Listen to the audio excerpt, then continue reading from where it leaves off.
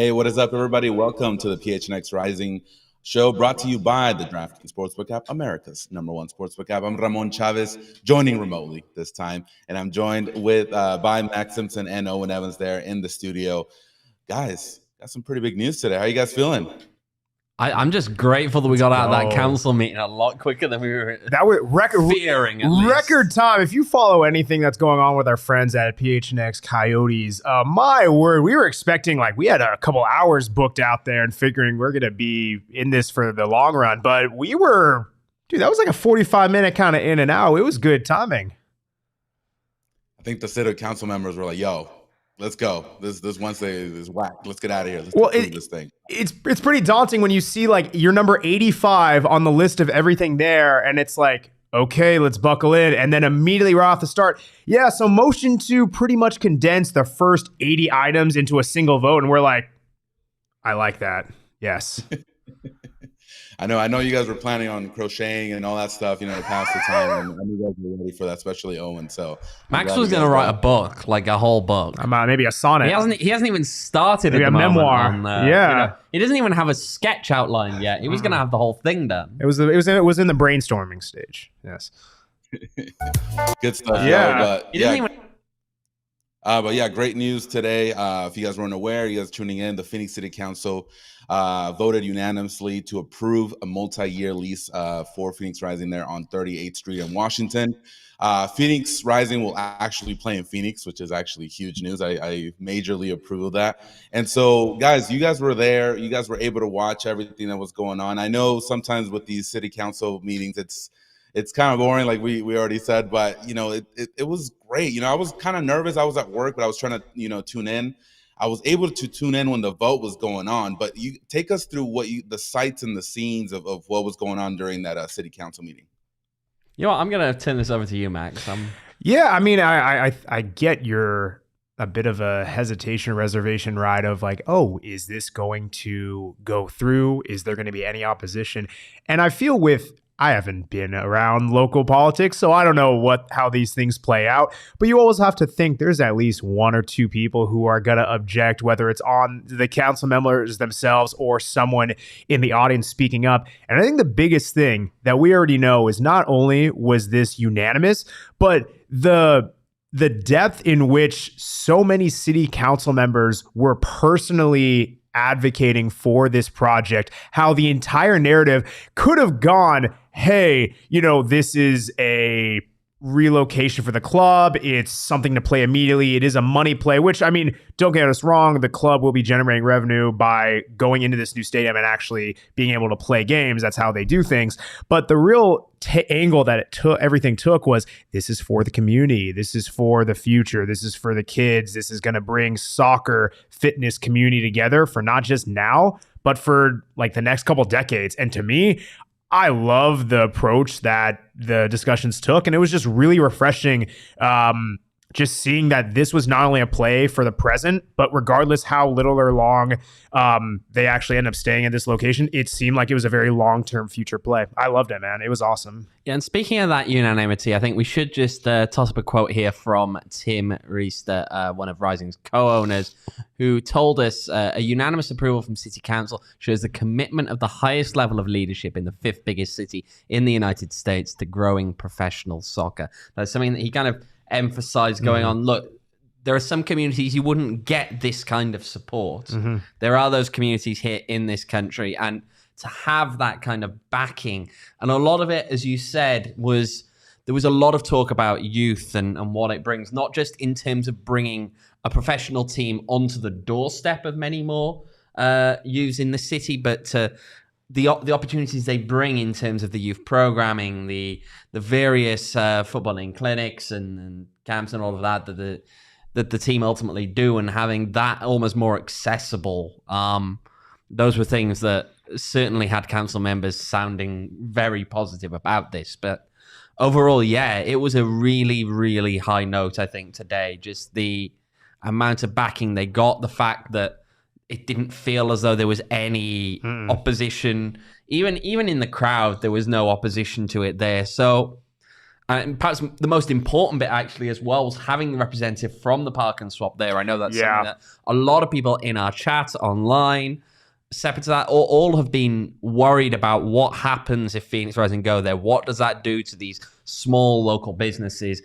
Well, by the sound of things, those small local businesses are happy to have Phoenix Rising there. There's a hope that's going to help kind of just re-galvanize that area. And all in all, that's very positive. Well, and on the Park and Swap side of things, I mean, you're talking, I think the representative, he threw out the number of 500 plus small businesses that are going to be positively impacted by Rising coming there, having their presence. So 500 plus small businesses, 16 employees that are there full time. Like, I think that's something that, we were kind of worrying about, like, hey, this hopefully goes through, but then where's the downside? Where's the fallout? Who is going to be impacted by this? And I mean, it from what we've seen and from what we've heard, it's a very well thought out, people understood the sides that were taking place. And it really does seem like they are doubling down on the community aspect of things. And that's something, it's just really refreshing. And I know that that's, in a way, really what helped to further take this over the line to where it was unanimous with really no opposition at all from what we heard.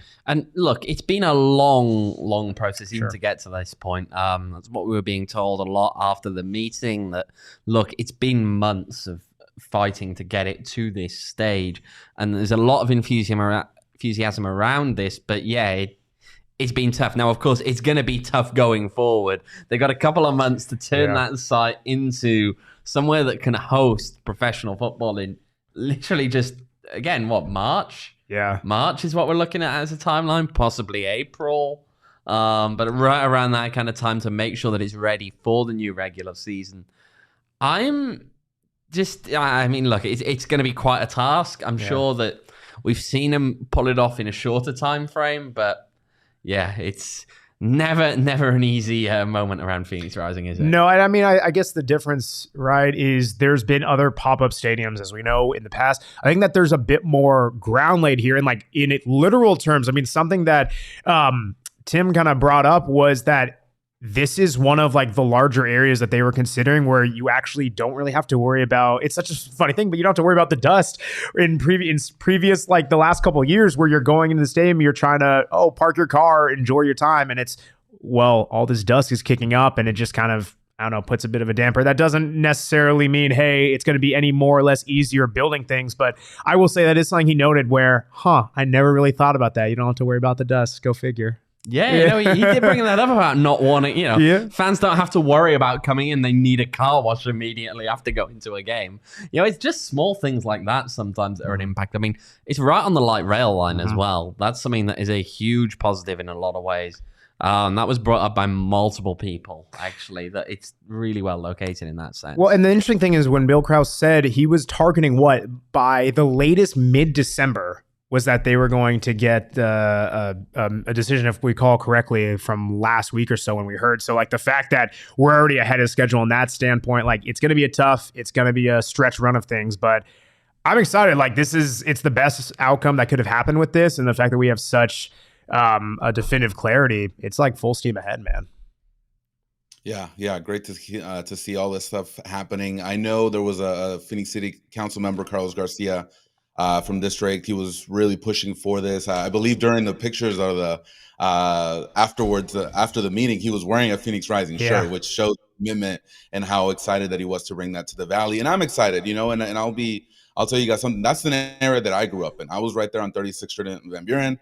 It's not the most glamorous area, we'll be frank about that. There's a certain reputation that comes along, in that area. But having this sort of development there, it's amazing. It's going to bring a lot of economic value, which is something that Carlos stated here in the Phoenix Rising's press release.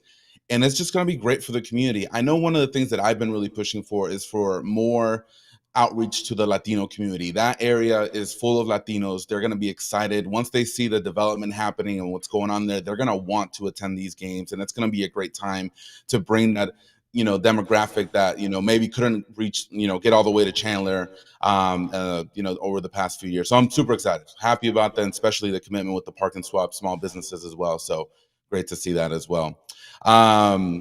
I believe Carlos Garcia. Did you guys have a graphic for that? A statement? That he Yeah, had? we managed to speak to council member Garcia after the meeting.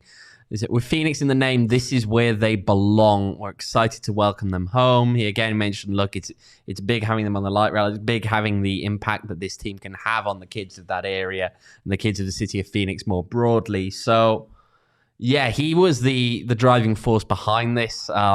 Actually, most of the speakers on this particular agenda item in the council meeting were effectively congratulating Councilmember Garcia on the work that he'd put in to get this deal over the line. So, yeah, I can tell that he's excited about it. We saw him coming out after the meeting, ripping off his jacket to reveal the Phoenix Rising t-shirt underneath. It was just excitement all around, I feel. I mean, not just excitement, I would also say relief. I mean, you can see it on a lot of like rising leadership, Bobby Duleg. Everyone was just like, okay, this is the hurdle that we've been waiting for. We have cleared it from that standpoint, and now it just gives you that bit of direction. Like, you're still going to have to answer questions of, what things look like, how you're mapping out season tickets, all that type of stuff. But like, this was the big unknown that people have been asking about for months, and you finally are able to get clarity and move forward as a club, both on the pitch, from the players you're recruiting, to off the pitch, how you're conducting, your business, your ticket sale, your partnerships, everything like that. It's a massive win for the club. So, I mean, you just saw the relief in people's faces. And I just think it just shows what it means to them and really to the entire city council and everyone that talked about, the theme that kept on coming up was, we are bringing Phoenix home. And that was resounding. It's in the name. The fact that they've never officially been in Phoenix is actually kind of crazy when you kind of step back and think about it. But just resounding positivity from it. Yeah, and that was the quote we had on the thumbnail there, which is "Welcome home, Phoenix Rising." That was from Phoenix Mayor Kate Gallego. Yeah, it was great. It was great to see. I was able to tune in for a quick bit for the vote, and it happened really quickly. It was like everyone's giving their statements, and it's like, all right, roll call. Who's down? All right, aye, yes. And then boom, it was bum. Yep. Yeah, it was great to see. I do want to point out something here from the press release on the Phoenix Rising FC website. Bill Krause says this move will allow us to immediately upgrade our game day fan experience, which has always been our top priority. And I know in past interviews with some of the Phoenix Rising brass, that was one of the things that was brought up with a lot of the fans in regards to being over there at Wild Horse Pass. And I think this is great. This is going to be amazing for the fan experience. I know maybe in the last couple of years it hasn't been up to par or what fans are used to, season ticket holders. So I'm excited, man. I'm excited to see what they have to offer and what more they can bring to the Phoenix Rising game day experience. Yeah, I mean, it opens up new opportunities here. We know that Phoenix Rising did not, broadly speaking, control the concession situation down at Wild Horse Pass. We know that was a completely separate thing there. I believe it was linked to closest to the management company. Look, and they had the problems down there. We know that. We know that there was the whole incident in pre-season where they didn't have a liquor license. We know that there were the problems with the licensing thereafter, even in terms of where you could buy alcohol in the stadium, where you couldn't. We know that there was generally a lot of people were not positive even about the concessions offerings there. It gives a new opportunity to kind of evaluate that and reevaluate the offerings. Look, there's more stuff as well. We know from the proposal there was talk that there was at least a chance of a temporary sports book there. Just adding more to the match day experience there, if you can bring that in. I mean, more broadly, again, you've got a case where it's on the light rail. You can go to downtown Tempe or downtown Phoenix beforehand. Easy, just hop on a train and make a whole night of this. There's so many more opportunities, I feel, in that location compared to what you had at Wild Horse Pass, which was very much you drive into Wild Horse Pass and you drive back out. And yeah. Pretty much. No, and I mean, like I said, we talked about it a bit beforehand, right? I kind of joked about, oh, well, you don't have to worry as much about the dirt and stuff flying. But like, honestly, that really does open up a lot of possibilities from a pre-gaming standpoint, from a tailgate-esque standpoint. We don't yet, by the way, just on tailgating, we don't have any official line on what's happening there. Yep. We don't know if it's going to happen. We do know that there are, it was mentioned, there is a bar in nearby proximity to this stadium. Of course, you can also go to Four Peaks, actually. Nice. That's not far away from the light rail there in Tempe. Yeah. Yeah, absolutely. No, I mean, just really quickly touching on it, like something that we were told a bit afterwards that, you know, you've seen it in past proposals, but actually hearing Bill Krause talk about how this was something that this wasn't just last ditch effort. We want to find this spot. We came upon this and we move forward. They were actively scouting the spot even as in the past is like 7 years ago, which to me, I mean, that just shows that this is something that they've coveted. It hasn't gone through proposal in previous times. And it's just, that's how it works. The people in city council, I guess, just weren't on the same wavelength. They're kind of same vibes, if you will, of them. But it's just cool how it all kind of came through now. And the fact that they've covered this spot for a while, I'm excited for them to move forward on it and like really, really, really make the match day experience with it from start to finish, everything about it. Like, I think people really been clamoring for a lot of those days when they're in Tempe and Casino Arizona Field. So I'm really curious how they kind of move forward with this next chapter. And that's something that's worth emphasizing. This isn't a panic move to this location. Yeah. Look, the circumstances of what had been happening at Wild Horse Pass and all of that, yes, the team wanted out. Of course they wanted out in those kind of circumstances. But this isn't the case of the team just kind of looking around as in a pure panic and just hopping on whatever spot of land is the first one to pop up. No, this is a location they've considered in the past. That's important. It's a coveted spot that they've managed to acquire. So, hey, it's clearly something is right about this place. And we've been talking about what we think is right. We know there are some people who have not had that kind of a positive reaction to the news today. I mean, there are, of course, whenever something like this comes out, you get those people who are like, no, that's it. Now I'm canceling my season tickets. I don't want to go there. But I don't know. Give it a go. I think it's going to be better than some people fear. Yeah, I mean, you're not going to please everyone, but it's like the fact that you go from not knowing where things stand, where they're going to play, this ambiguity, to now you know where they're playing.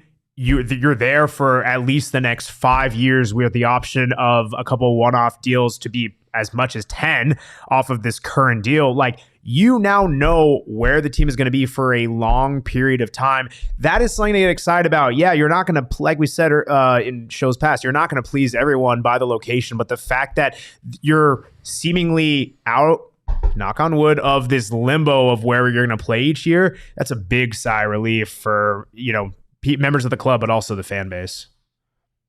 Before we take a quick break, I want to ask you guys about this quote here on the press release. The capacity, look, and feel of the club's current stadium at Wild Horse Pass will be transferred to the more centrally located site. Is it enough time from middle of November, which we're at now, to kickoff in March? Is that enough time to get this done? Do you guys feel confident that this will be done in that time span and they're going to be ready to go by March? Yeah. I was just going to leave it at yeah. Look, it's again, we've seen this stadium just kind of knock up like that in the past. It's not as though we haven't seen that happen before. We saw it happen with the building of Wild Horse Pass, right? Well, the reason they had a bit more time. They did have a bit more time there for that, to be fair. They did have up until, I believe it was April that year. Yeah.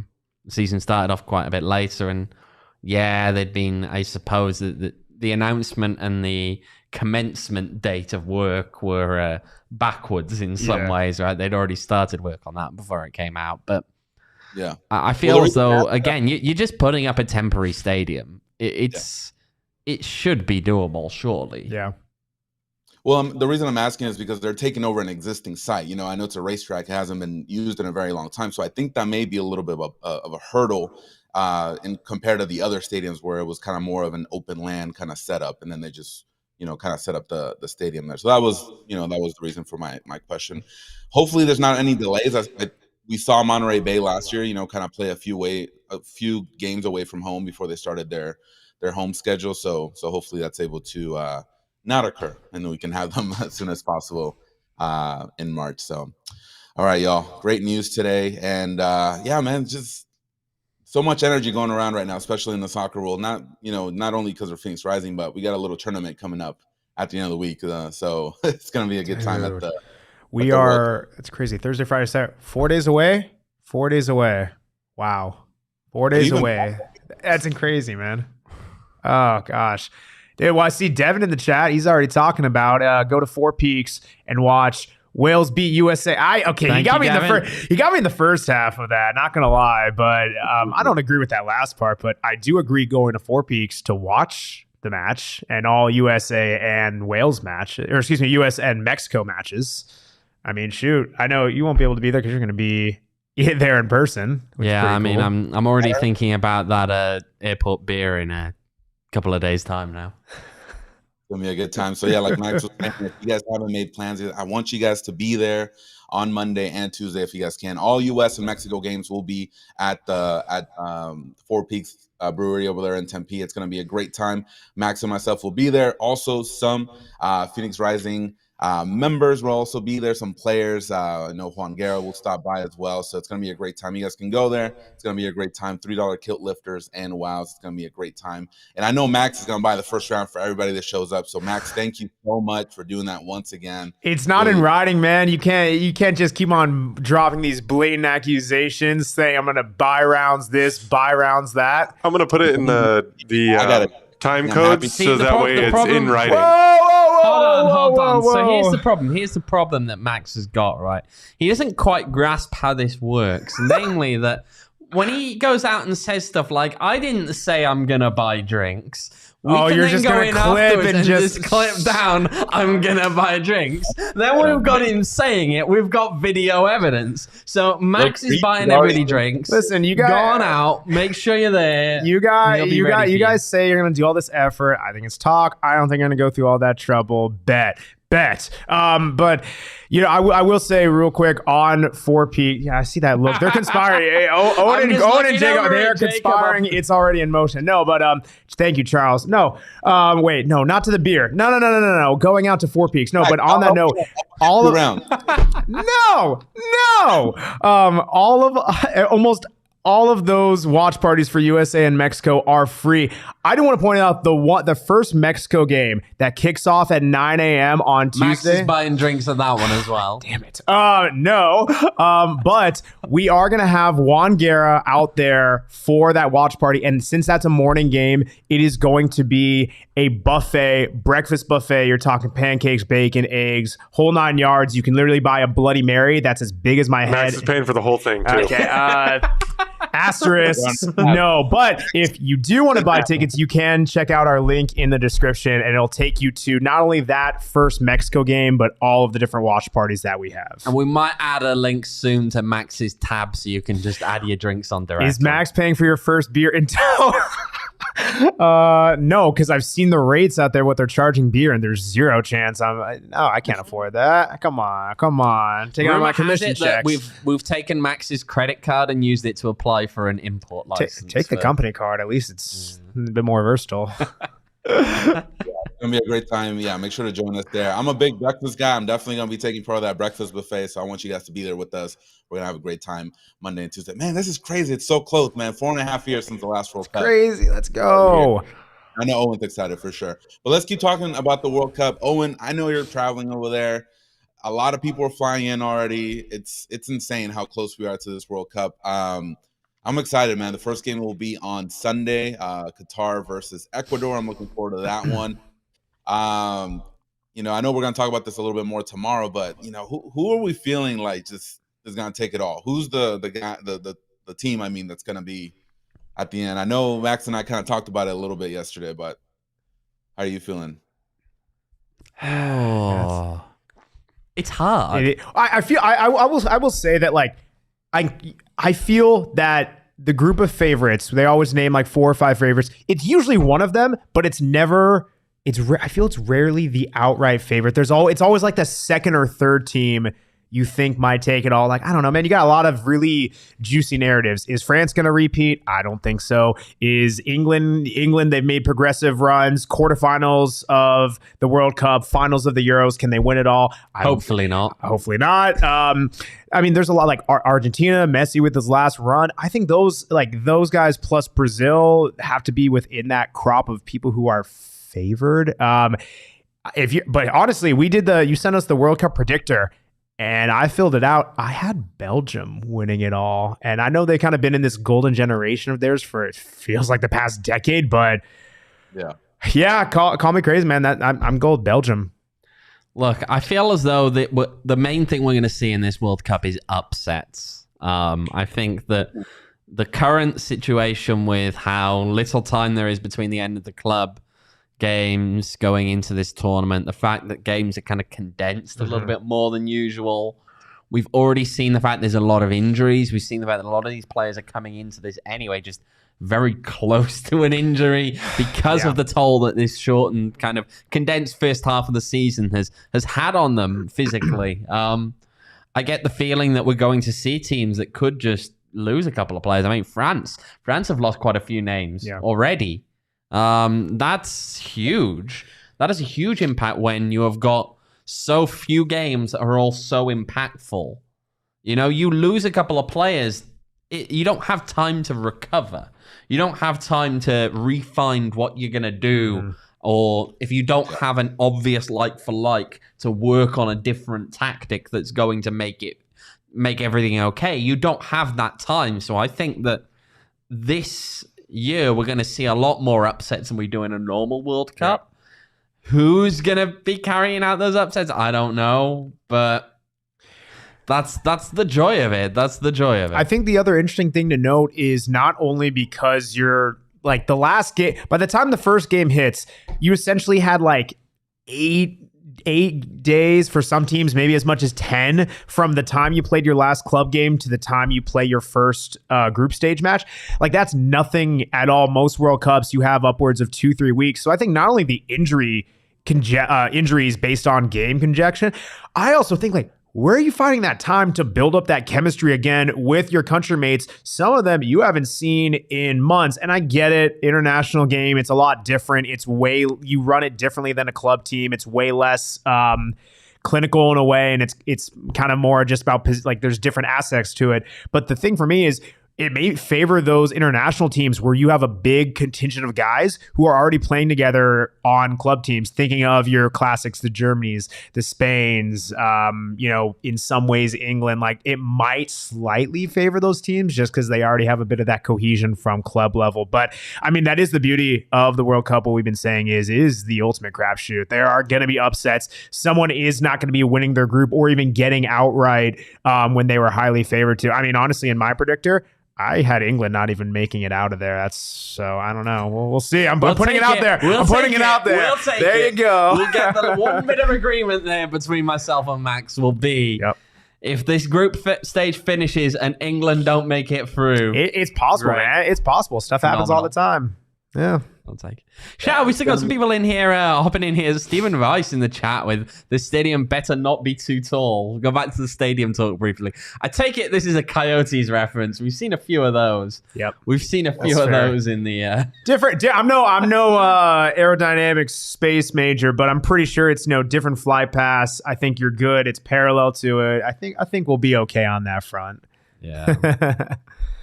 Yeah, a lot of discourse with the Coyotes. A lot of talk about that. So, just looking at the odds here with our friends at DraftKings Sportsbook. If you guys haven't made your predictions yet, you still have plenty of time. Again, starts on Sunday, but they have Brazil plus 350 to win the tournament, Argentina plus 550. And now I'm going to point those two out because there hasn't been a non-European champion since 2002, which is when Brazil won it in South Korea, Japan. It's been more than 20 years since a non-European nation has won the tournament. I think it's time it comes back to this side of the pond. I think Argentina is going to take it, man. There's so much firepower. We saw it today, 5-0, their victory earlier today. And I saw that game and I was like, Mexico's just going to have a rough time. It's not going to be fun. But you also got to look at it as and someone was making this point on one of the ESPN channels, is that it seems like this Argentinian team wants to play for Messi, if that makes sense. Like all of them have seen him, do his thing. Kind of, they grew up with him, and now they're able to contribute to this team. And I think they're gonna take it all the way, man. Like, there's just no way that they at least don't make the semifinals, which most likely that's when they'll meet up against Brazil and take the trophy. It's gonna be insane, man. If Messi wins it, I think he's got the greatest of all time locked down. I will say, right, there's been a lot of talk, I feel, about the World Cup for obvious reasons, right? There are obvious reasons to not feel as good about this World Cup as you usually would. But just seeing Brazil against Argentina in a semi-final, hearing that as a serious possibility. Dear gosh. Yeah.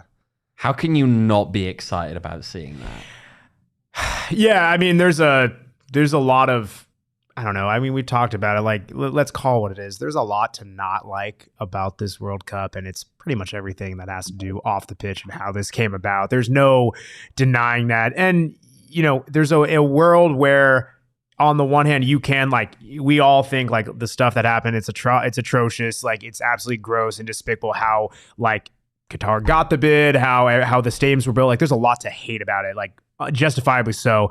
And yet, on the soccer end of things, like, I hate that it's kind of come from a corruption standpoint, but it's like, it is the beautiful game, because, like, this is why we watch, and it is going to be interesting how things kind of balance with it all. I know teams have been trying to, like, I don't know, form their own types of, like, protests in a way, or different ways of speaking out against what they think is fair or just. I'm curious how that impacts the players. I know a couple players I've seen preaching out about it, but I don't know. I say all that to say it's going to be a very interesting World Cup, something that we haven't seen before, and it's going to be just kind of flipped upside down with who's in it and how we're going about all this. So I'm very curious.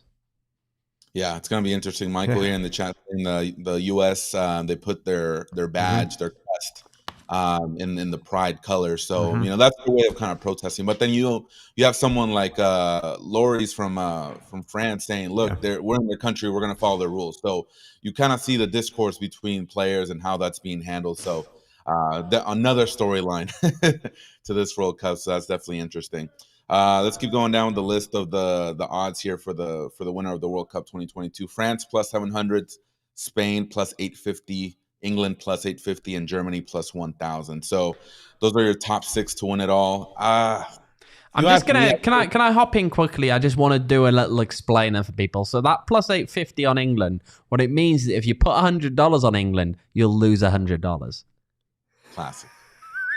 At least it wasn't Do not spread false information on our broadcast, Owen. It's true. Don't bet on England at a World Cup. Like, that's your own fault if you bet on England at a World Cup. If we're looking at the DraftKings Sportsbook, I will say there's a lot of fun things, because not only do you want to, if you want to put money on England and lose, like, that's not spreading false. It's just, that's fact. That's gospel. But, if you want to do a lot of interesting things on DraftKings Sportsbook, you don't even have to, like, put money down on who's going to win. They literally have everything, right? Like, you can bet on which is going to be the highest scoring group, like with what number, who's going to score the most goals. You can put who's going to lose all their group games. Costa Rica at plus 150 to lose every single one of their group games. And if I'm off the top of my head, is that the one with the Mexico's group, or am I thinking of it differently? Saudi Arabia are in the group with Mexico, Poland, and Argentina. That's right.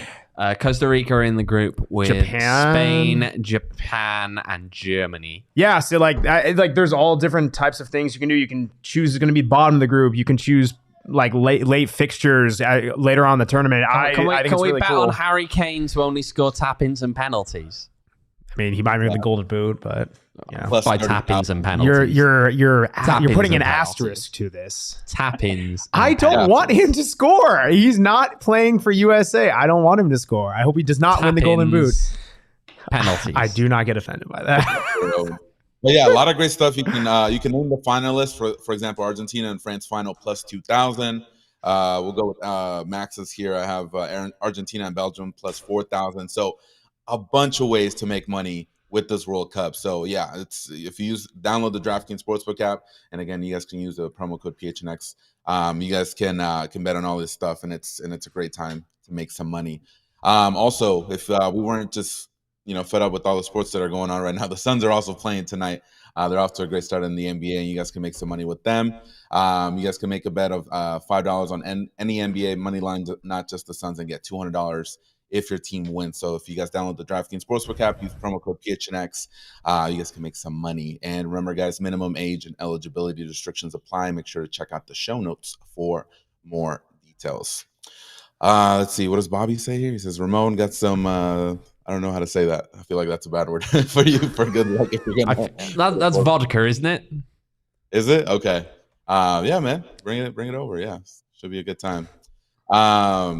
Yeah. So Owen, let's talk about your trip for a little bit, because I'm kind of curious about this 15-hour plane ride. So, you kind of discussed it yesterday during our Friendsgiving, but this is insane, man. Like, have you been planning this for since the last World Cup, or how long? Oh God, no! It's happening because Wales are going to a World Cup. Like, as soon as they qualified, come on. Last time Wales qualified was 1958. Like, this doesn't happen. To quote Owen out what I heard him say earlier today, last time Wales qualified for a World Cup, my grandparents haven't even met.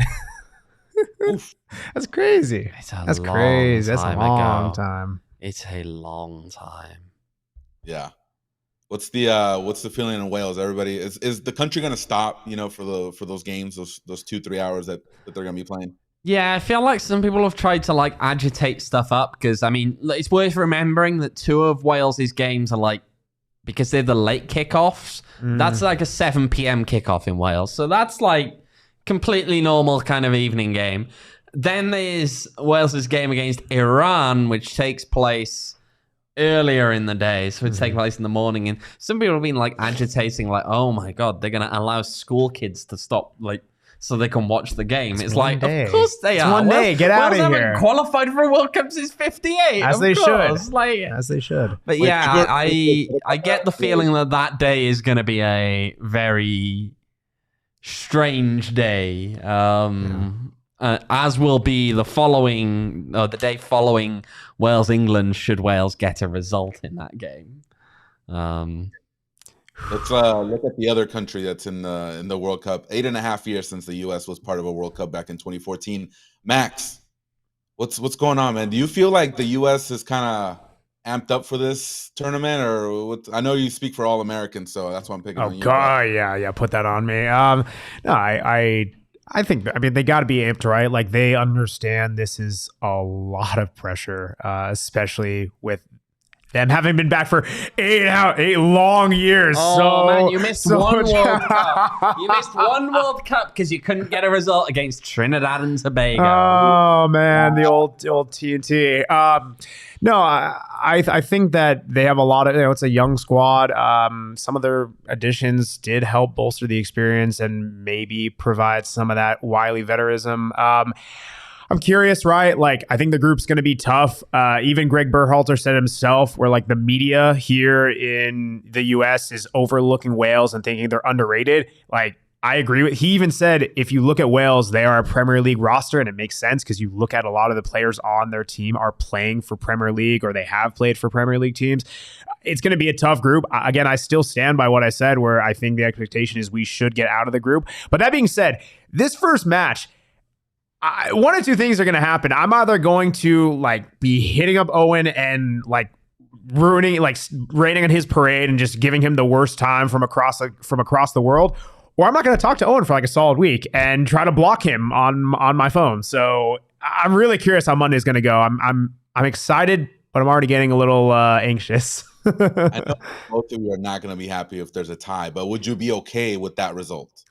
Realistically, yes. My whole thing that I talked about with him is if we don't lose that first match, I feel good about, you have a possibility of 4 points might get you out of this group. If we lose, yeah, it's an uphill battle. But I think when you kind of look at how the other matches might play out, 4 points might get you out of here. I don't want to draw. I don't like that. But if it's going to happen, I'm okay with it. Yeah, I mean, it's going to be an interesting one, isn't it? Starting off with the big game there. I mean, again, worth remembering, of course, that the US was third in CONCACAF qualifying. Yeah.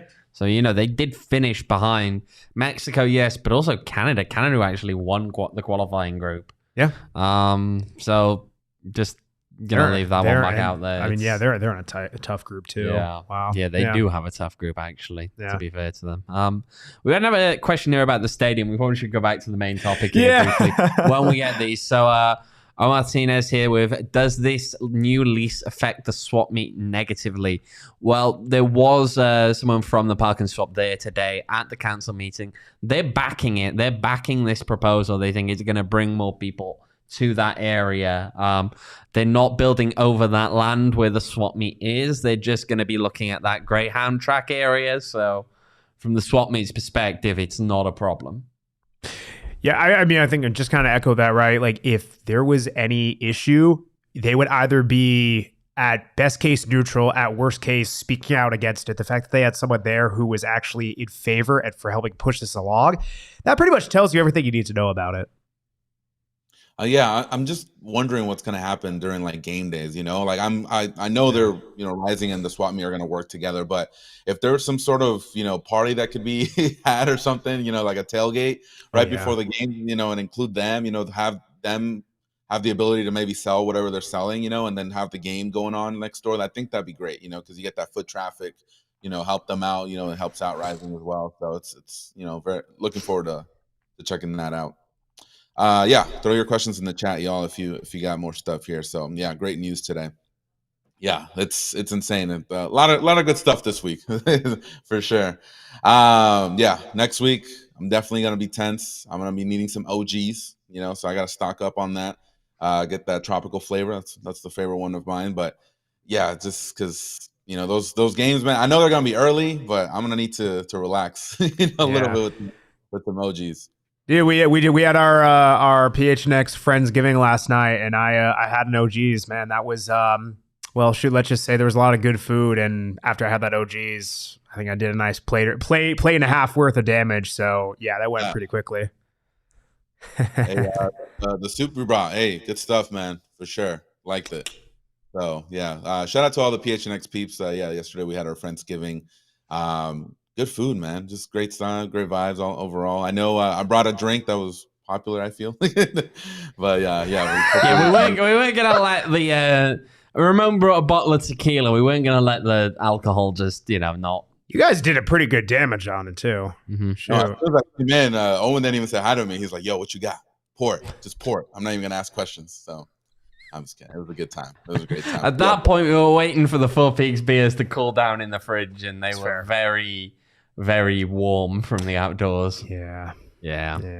Okay, once they cool down, man, they're good. But yeah, if you guys haven't yet, make sure to check out OGs online, ogsbrands.com, or you can also find them at your local dispensary. Remember, guys, you must be 21 years or older to enjoy OGs. Shout out to them. Yeah, I need to stock up, man, because next week I'm gonna be stressed out. I know I'm not gonna be, but it's gonna be stressful for sure. All right, y'all. Great show today. Great news from the Phoenix City Council today. Were there any, is there any another kind of deadline that they set up for more news regarding the stadium or anything like that, or they kind of just left it, they're gonna continue to work on what's going on? Were you guys able to find out anything else? I feel like they've just got to kind of hash out those very last few little details about how they're going to do things. The deal, of course, was not signed with today's news, but it realistically will be now going forward. So yeah, today is a really, really big step, but there's still a lot more for the team to do. There's still a lot more the team are currently preoccupied with. Look, of course, they're not just trying to sort the stadium out. They've got to build a roster for next year as well. Yep. So there's a lot to work through. I'd imagine over the coming weeks, we are going to hear more bits and bits will be trickling out about what we should expect to see at the stadium next year. But yeah, we'll have to wait and see for those. Yeah, stay tuned to our Twitter account. We're going to keep you up to date with what's going on over there. PHNX__rising. Double the underscores. Double the fun.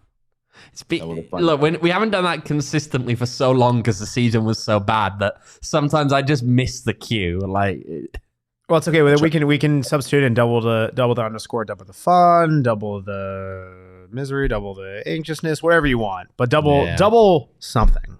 Double something. Yeah. Owen was double the pours yesterday. You know. Yeah, he was like. Yeah, he was. Good times. But, yeah, we all had a good time last night. But Bonnie, thanks for that. Yeah, I will. Hopefully, will be a safe trip to Qatar. Yeah, it's that full like 16-hour flight kind of. Yeah, can be a little bit apprehensive of that. That's going to be a long time. Hopefully, get down in good time to watch the opening game, but we'll see. Michael says, "Don't bring the OGs." So, yeah, no, that makes sense. That's a bad idea. Yeah, anyone else traveling to Qatar, I would not bring any. I would almost OGs. always. They are for good consumption here, but not there. I would almost advise, like in most situations, to bring OGs. That's not one of them. I'm not a lawyer, so don't call me on that. Yeah. Well, let's put that. There we go, Max. I'm not a lawyer, Simpson. All right, well, that's it for tonight's show. Tomorrow we will be back for another show. That's when we're going to deep dive into the World Cup, man. We're going to give you predictions on every single group, predictions for Golden Ball, who's going to win that, who's going to be the winner overall. We're going to get an answer out of Owen because he's kind of shy about saying who's going to win. So you're going to get that tomorrow. They're going to make me answer, aren't you? You really are going to make You're me going answer across the country, or you're across the world like 2 days afterwards. Of course, we're going to be making you answer. You couldn't possibly have sounded more American with that one then. Like, you're going on a really long trip. Where to? The other side of the country? It's a big country. It's a big country. Technically, you are going across the country and then across the ocean. So, yeah. Is San Francisco across the country, Max? No. San Francisco. No. Wait. Are you going? Are you flying? I'm flying from San Francisco. Yes, but you're going from San Francisco. Well, it goes up east. north. It goes up north from there. Oh my god. Okay. You're crossing to Canada. It's like an upside down parabola, U shape, whatever that is. He's looking up flight patterns. This man is looking up flight patterns right now. Look, my! Land the plane, Ramon. Land the plane. Land the plane, Ramon. See, look, it goes up. Land the plane before it gets more crazy. All right, y'all. We'll see you tomorrow. Thank you for joining us today. Until then, take care and have a wonderful night. Bye.